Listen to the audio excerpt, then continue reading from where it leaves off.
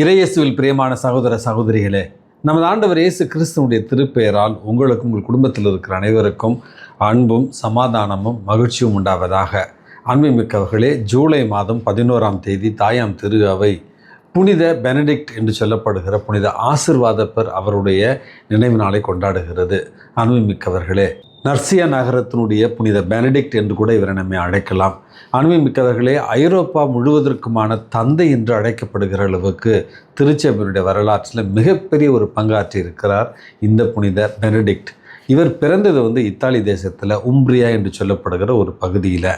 இவருடைய பெற்றோர்கள் வசதியாக இருந்த ஒரு காரணத்தினால் ரோமை நகருக்கு இவரை கல்வி கற்பதற்காக அனுப்பி வைக்கிறார்கள். இவர் வாழ்ந்தது கிபி 480 ஆண்டு 5வது நூற்றாண்டில். அன்புமிக்கவர்களை, ரோம் நகரில் இவரோடு படித்த செல்வ செழிப்பான இளைஞர்கள் மிகவும் உலகப்போக்கான ஒரு வாழ்வை வாழ்ந்து கொண்டிருந்த ஒரு காரணத்தினால் இவர் இந்த உலகத்தனமான வாழ்வை முற்றிலுமாக வெறுத்து இவர் ரோம் நகருக்கு வெளியே சென்று நர்சியா என்று சொல்லப்படுகிற அந்த ஒரு பகுதியில், சுபியாக்கோ என்று சொல்லப்படுகிற அந்த மலைத்தொடரில் தனியாக தவம் இருக்க ஆரம்பிக்கிறார். தனியாக ஆன்மீக பயிற்சிகளை எடுக்க ஆரம்பிக்கிறார். அங்கிருந்த ஒரு ஆன்மீக துறவி இடத்துல ஆன்மீக பயிற்சிகளை பெற்று பிறகு ஆன்மீகத்தில் முதிர்ச்சி அடைந்து இவர் தனிப்பட்ட முறையில் தவத்திலும் ஜபத்திலும் இவர் ஈடுபட்டார் என்று இவருடைய வாழ்க்கை வரலாறு நமக்கு சொல்லுகிறது. இவருடைய கடுமையான அந்த தவ முயற்சிகளையும் ஆன்மீக பயிற்சிகளையும் பார்த்த பல இளைஞர்கள் இவரை பின்தொடர்ந்து அந்த சுபியாக்கோ என்று சொல்லப்படுகிற மலைப்பகுதிக்கு வர ஆரம்பிக்கிறார்கள். அதற்கு பிறகு மோந்தே கசினோ என்று சொல்லப்படுகிற ஒரு மலைப்பகுதிக்கு சென்று அங்கே இவர் புனித ஆசிர்வாதப்பர் துறவு சபையை தொடங்குகிறார்.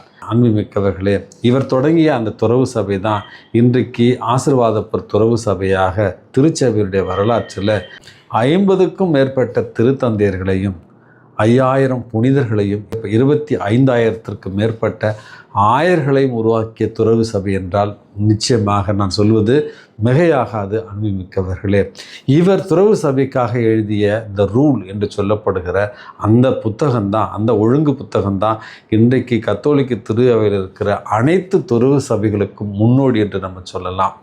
வாழ்ந்த காலத்தில் ஜெபத்திற்கும் கடின உழைப்பிற்கும் முக்கியத்துவம் கொடுத்த இந்த புனித பெனடிக்ட் தன்னுடைய துறவிகளுக்கு கற்றுக் கொடுத்ததெல்லாம் இறைவனுடைய பராமரிப்பை நம்பி நம்ம வாழ வேண்டும். எந்த சூழ்நிலையிலும் ஜபத்தையும் தவத்தையும் நம்ம விட்டுவிடக்கூடாது. 3வது, மனித உழைப்பு என்பது இழிவல்ல, மாறாக இறைவனுடைய அந்த உருவாக்க பணியில் நம்மையும் இணைத்து கொள்வது அப்படி என்று இவருடைய அந்த துறவு சபையினுடைய நோக்கமாகவே ஜபமும் உழைப்பும் என்கிற அந்த ஒரு குறிக்கோளிடம் தான் அவர்கள் வாழ ஆரம்பித்தார்கள். ஓரும் லபோரும் என்று சொல்வார்கள். இவருடைய அன்பு சகோதரி கூட இன்றைக்கு திருச்சபையில் புனிதையாக உயர்த்தப்பட்டிருக்கிறாள், புனித ஸ்கொலாஸ்திகா. கூடிய விரைவில் அவருடைய நினைவையும் நம்ம கொண்டாட இருக்கின்றோம். அன்புமிக்கவர்களே, இந்த புனித பெனடிக்ட் என்று சொல்லப்படுகிற ஆசிர்வாதப்பர் நம்முடைய அன்றாட வாழ்விற்கான ஒரு வழிகாட்டி என்று தான் சொல்ல வேண்டும்.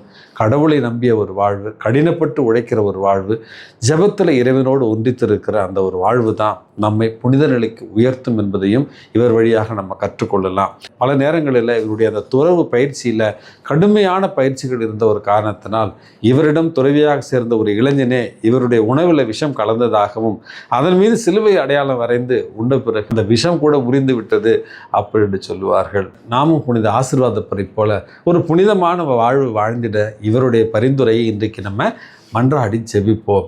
அன்புமிக்கவர்களே, இன்றைக்கு நமக்கு கொடுக்கப்பட்டிருக்கிற நற்செய்தி வாசகத்தில் நமது ஆண்டவர் இயேசு கிறிஸ்து இந்த பணி வாழ்வில் நமக்கு ஏற்பட இருக்கிற துன்பங்கள் அல்லது சவால்களை பற்றி தான் இன்றைக்கு எடுத்து சொல்லுகிறார். தன்னை பற்றின ஒரு உதாரணத்தை அவர் இன்றைக்கு நம்மோடு பகிர்ந்து கொள்கிறார். அவர் நம்முடைய மீட்பரும் தலைவரும் ஆண்டவருமாக இருக்கிறார்.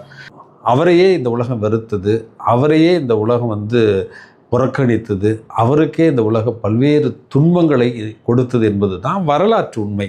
ஒரு கிறிஸ்தவனாக அல்லது இயேசுவை பின்பற்றுகிற ஒரு குருவாக இதை நான் நம்புகிறேன், ஆனால் நான் பார்த்தது கிடையாது, கேட்டது கிடையாது.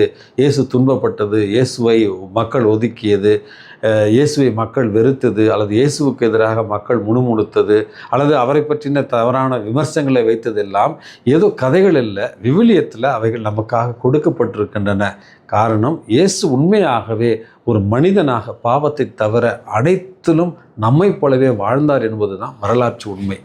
அப்படி என்றால் நம்முடைய தலைவரும் நம்முடைய ஆண்டவருமான நமது ஆண்டவர் இயேசு கிறிஸ்துவுக்கே இந்த நிலை என்றால் அவருடைய சீடர்களாகிய நமக்கும் இந்த துன்பங்கள், இந்த புறக்கணிப்புகள், இந்த அவதூறுகள், இந்த உலகினுடைய வாழ்வின் துன்பங்கள் அனைத்துமே இயல்பானது என்பதைத்தான் இன்றைக்கு முதல் செய்தியாக இன்றைக்கு நம்ம புரிந்து கொள்ள வேண்டும்.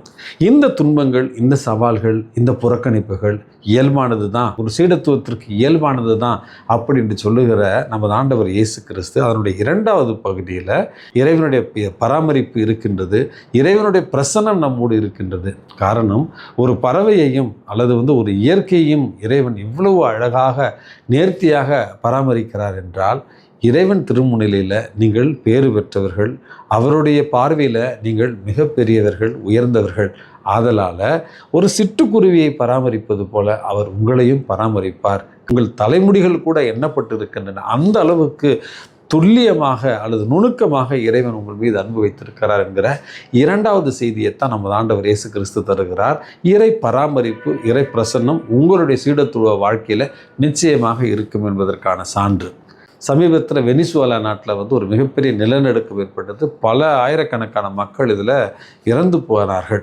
அன்புமிக்கவர்களே, அதில் ஒரு நெகிழ்ச்சியான ஒரு புகைப்படத்தை பகிர்ந்திருந்தார்கள். இடிபாடுகளுக்கு இடையே தன்னார்வ தொண்டர்கள் மக்களை காப்பாற்றி கொண்டிருந்த நேரத்தில் 1.5 நாட்கள் கழித்தும் அவர்கள் மக்களை காப்பாற்றி கொண்டிருந்த சூழலில் இடிபாடுகளுக்கு இடையே ஒரு குழந்தையினுடைய அழுகுரல் சத்தம் கேட்கிறது. அவர்கள் அந்த குழந்தையினுடைய அழுகுரல் சத்தம் கேட்கிற அந்த ஒரு பகுதிக்கு அதோடு சேர்த்து ஒரு வளர்ப்பு நாயினுடைய குறைச்சல் சத்தமும் கேட்கிறது.